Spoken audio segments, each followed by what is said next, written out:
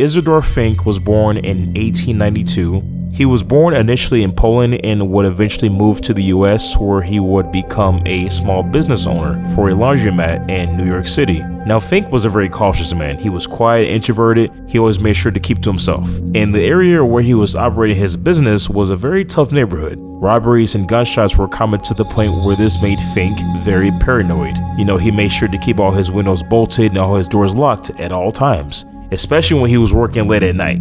So bro always made sure to stand on business. And on March 9, 1929, around 10:30 p.m., Fink's neighbor, Mrs. Lockton Smith, heard a commotion coming from Fink's laundry. It sounded like men fighting, so this of course terrified her and she would call for help. Albert Caddingborn was the patrolman that night, so he was most likely used to commotion happening around the neighborhood. So he got to Fink's building, he knocked on his door, but there was no answer. So then he tried his doorknob, locked. Glancing up, he noticed that a narrow transom window above the door was open. Because the window was too small for him to fit in, he figured there is no way I'm going to be able to fit in that small ass window. So he found a young kid who was around the area who was just about able just to wriggle through the window. Once inside, he told the boy just to unlock the door so that way he could enter. So the boy unlocked the door and he was free to go. Making his way through the laundry, he found Isidore Fink lying there dead in a pool of his own blood. Judging from the hot iron on the lighted gas stove, Fink had been using it when the attack took place. Caddingborn looked around the room in search of a murder weapon, but he saw nothing, as well as the detectives that would soon arrive on the scene. And at first they figured that Fink must have staged some type of mysterious suicide.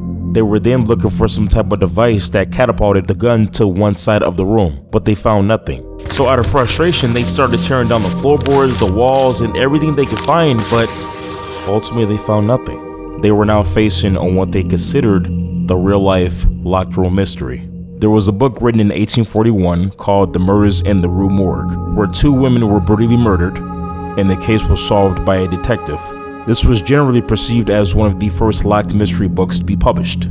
Fast forward to 1929, the police are now suspecting that the killer had left the apartment by the open transom window. This theory was backed by a broken hinge on the window, but this would have meant the killer had to be the size of a very little person, no bigger than a little boy. And it also backed the question, who the hell would go through the motions of killing somebody just to fit in a small window as an escape route, when they can simply unbolt the door and make the getaway that much simpler? Another theory is that the killer stood on something from the outside and had fired 3 shots through the window. But this theory was shut down because the detectives noticed that Fink had scorch marks on his left hand, so that would have meant the killer would have had to have been very close when he fired the shot. And according to the medical examiner, the injury had most likely been sustained in a struggle over the weapon. Fink was shot in the hand while fighting with his assailant. As he staggered back, 2 more bullets then struck him in the chest. And then now we get to the motive. What could possibly be the motive? Clearly it had not been a robbery, as investigators found money in Fink's pocket and the laundry cash register. So who could possibly want to murder a man who was of no threat to anyone and just simply went on about his everyday life?